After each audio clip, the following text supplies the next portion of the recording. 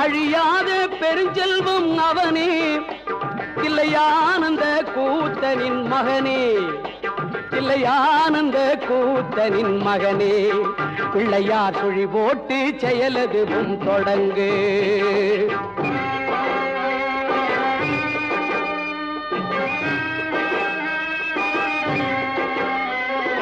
வழியின்றி வேலனவன் திகைத்தான், புறவள்ளியவள் கைப்பிடிக்க துடித்தான். வழியின்றி வேலனவன் திகைத்தான், புறவள்ளியவள் கைப்பிடிக்க துடித்தான்.